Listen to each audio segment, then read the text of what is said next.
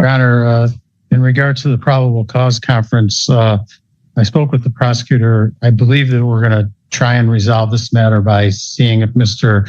Kearns would qualify to get into Veterans Court. He needs to be screened at before happen. Right. For that reason, I'm asking that we have a new EC for May 21st. 21st? Okay. That'll be fun. Probable cause conference, I'll adjourn to May 21st, 2026. Thank you, Your Honor.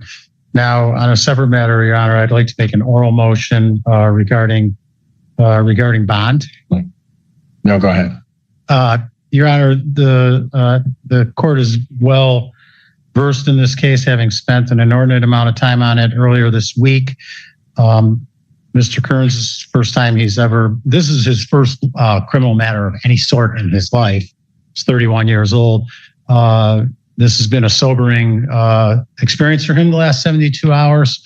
I think that he has a greater understanding of the seriousness of the orders of this court. We're asking that the court consider releasing him at this time to home confinement, work, school, court, those types of things. If the court is inclined to give him home confinement, we would also ask that he be allowed to go to the YMCA. He tells me that the victim is not a member of the YMCA, does not belong to that YMCA. And so that would be our prayer, Your Honor. In Ann Arbor? Which YMCA? I think in Dexter. In Dexter. In Dexter. Dexter.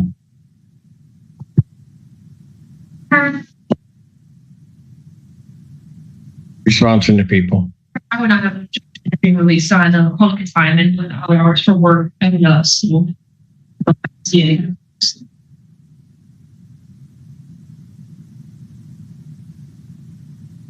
All right. What I will do is I will grant defendant's request.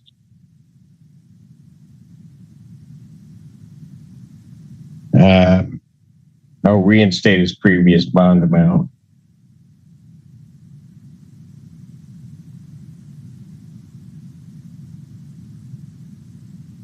He will be released. He will have to report. Actually, I want a GPS on him prior to his release. That would be a home confinement. GPS tether with releases to school and work only, and the YMCA only. Is that an order that I need to prepare, Your Honor? We will prepare. I have the order reinstating his previous bond. Great. To the community corrections order, we'll prepare that. Great. So I don't need to upload any. No. Great. You did it. Then, Your Honor, if I could just quickly voir dire the defendant for one quick second. What happens if the victim shows up at your house? What do you do? I'll call the police. Okay. What do you do if you see her anywhere? Call the police. Okay. You don't speak to her. You don't do anything. You understand? I understand. Okay.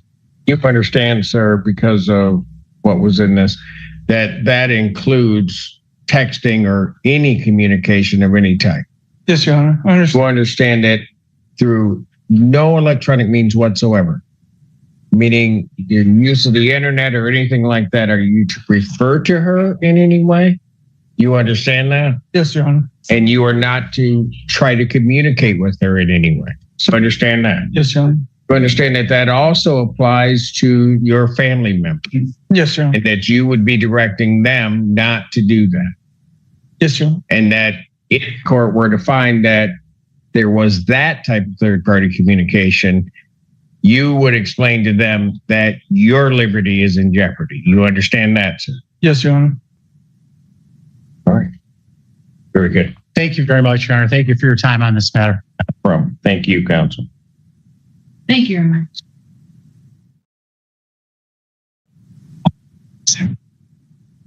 Honor.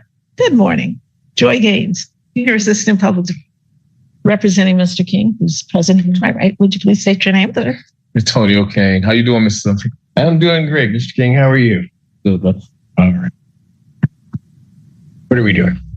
Your Honor, we do not have discovery yet as of yesterday when I met with Mr. King. Miss Sunda, I'm assuming, because I emailed her at the same time regarding his as the other clients, that we will have it. Regardless, Mr. King wants to schedule the preliminary examination. And he is very much aware of where we are in this process. He is adamant that he wants to schedule the preliminary exam. Your Honor, at this point, I would be objecting to that, given that I have come to find out there is more discovery. There's a second venue involved in this case that does have additional video surveillance of the actual assault that occurred in this case. Further, there's going to be more discovery because I was planning to address bond today. So there will be jail calls that could be leading to other charges in relation to this case. So at this time, there are a few things in play here that I do not have yet and that defense does not have yet that I think would be very important for this case. My client still wishes to go forward with the preliminary exam as soon as possible. Understands that if all of that's not there, or if we start the preliminary examination, that it could be adjourned if the people aren't entirely ready to go. That's fine. Pardon? He said that's fine, Your Honor. Been to jail 2 weeks. I ain't did nothing wrong. They always try to do. Well, Miss King, let me just explain to you though, the problem's going to be you may be in there longer, sad, and nobody can go because they don't have the stuff and your counsel can't even advise you as to what you need to do. I mean, so that's all I'm saying. Mr. Simpson, can I say something to him? Well, I was going to say, I know that you and I talked about that and you understand that. And you are anxious to get this case moving forward. Yes, I get none of these days credited. I've been in jail. Well, sir, I don't. No, he's on a parole hold. Okay. Somebody behind Here's what I'm going to do. The discovery that you have now, you can get over to. It was sent yesterday, Your Honor. It was sent yesterday. Currently was sent over yesterday. I'm awaiting further steps along with that surveillance video from where the actual assault occurred.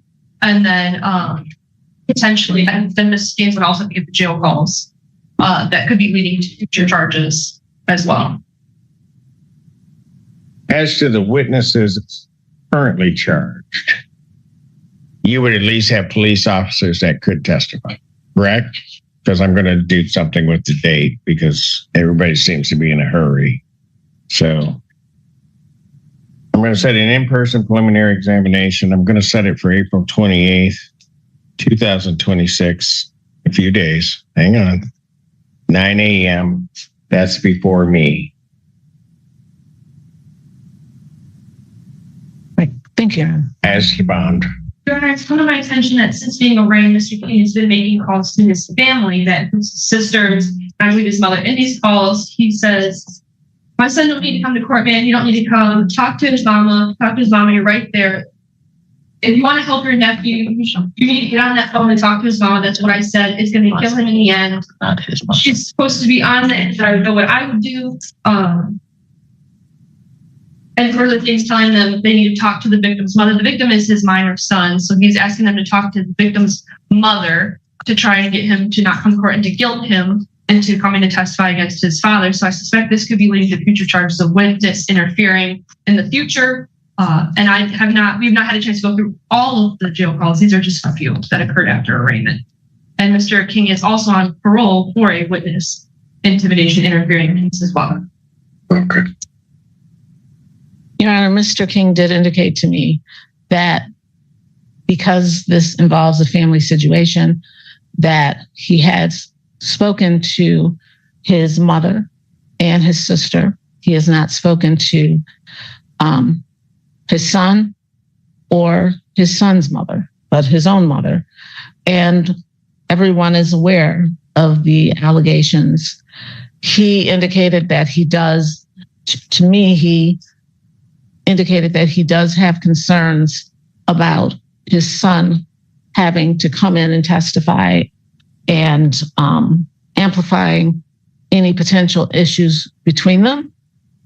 But he said to me when we were discussing that I did not have the discovery when I spoke with him yesterday, that he is prepared for his son to come and testify. So without more context, I think there may be more context than the statements alone are giving at this time. So the preliminary exam is April 28th. I know that you typically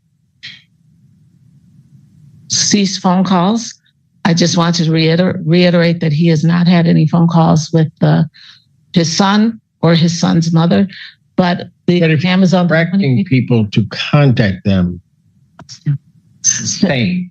I'm Cannot have only direct contact, Ms. Gaines. As you know, he can't have indirect contact. correct. I'm not disagreeing with that. I'm just saying that based on our in terms of there may be more that we may not be getting the whole conversation in context, given how he told me the conversations with his family went. All right. What I will do is I'm going to read the people's request. The defendant's phone privileges and texting privileges are hereby ordered revoked. Hold on, sir. Sir, do not do that. You always take my phone. I haven't did anything wrong, Mr. Sir. I haven't did anything wrong. Want a hearing on it? Because I'll have to listen. Let's do a hearing today. Want me? Because I need to talk to my family. I have things going on. Sir, Mr. I want to do one today. Like you taking my phone, Mr. Simpson, and I ain't called him. The thing was, don't talk to my son. I haven't talked to him. I haven't contacted one of them. Bond conditions were that you cannot have third-party contact or direct third-party. I haven't. Okay, I haven't. Sir. Are you going to listen to me? Because if you're not going to listen to me, then I'm not going to listen to you. Okay, you can shake your head all you want. I'm just going to leave it there. We'll see you on Tuesday. You know, you respect me, I'll respect you, but I'm going to do it. Yeah, we're gone. We're done. Oh, court calls the case. People versus Denina Combmes. You're on that? Yeah. That's tells us people. Where we are on behalf of Denina Combmes.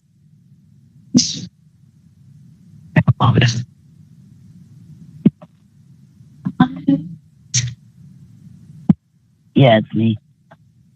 Hello, what's your name? Denina Combmes.